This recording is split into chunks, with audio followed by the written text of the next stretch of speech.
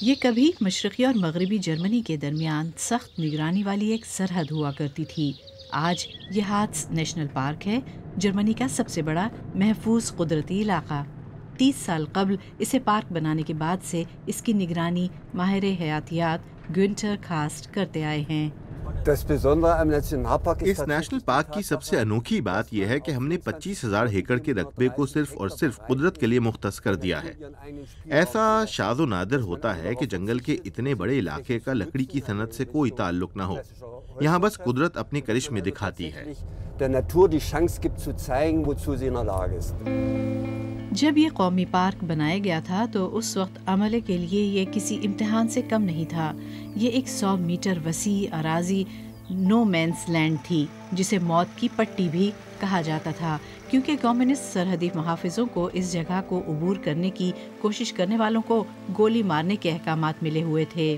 1989 میں بھی فوجی اس سرحد پر گشت کر رہے تھے۔ خاردار تاروں اور کنکریٹ سے بنی یہ رکاوٹیں پار کرنا عملی طور پر ناممکن تھا۔ مرچ کے درختوں نے یہاں دوبارہ اپنی جگہ بنا لی۔ اس جگہ کیڑے مار ادویات اور نباتات کش مادوں کے استعمال کی وجہ سے کچھ اگنا ناممکن تھا۔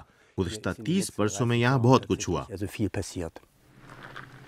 اور یہ صرف پودے نہیں ہیں جو دوبارہ اگ آئے ہیں، بہت سے نایاب جانوروں کی اقسام بھی اب اپنے اس قدرتی مسکن میں واپس لوٹ آئی ہیں۔ ایک خفیہ کیمرے سے یہاں جانوروں کی آمد کو عکس بند کیا گیا۔ لنکس، ایک جنگلی شکاری بلی، 200 سال قبل اس علاقے سے ناپید ہو گئی تھی، لیکن عملے کی کوشش سے آج 100 سے زائد جانور یہاں آباد ہو چکے ہیں۔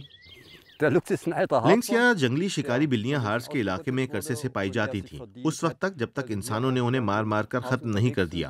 اس علاقے میں واپس آنا ان کا حق ہے۔ ہم نے سن 1994 اور 95 سے انہیں دوبارہ اس علاقے میں لانے کا سلسلہ شروع کیا۔ یہ ایک کامیاب تجربہ تھا جس میں بہت محنت لگی۔ ماہر حیاتیات نے یہاں ہزاروں گھنٹے صرف کیے اور انہوں نے اس سابقہ سرحدی علاقے پر قدرت کا قبضہ کروانے کی مہم کو بڑی احتیاط سے دستاویز کیا۔ لیکن نیشنل پارک میں عملے کو اب تک ان کے سب سے بڑے چیلنج کا سامنا کرنا پڑ رہا ہے۔ حد نگاہ مردہ درخت۔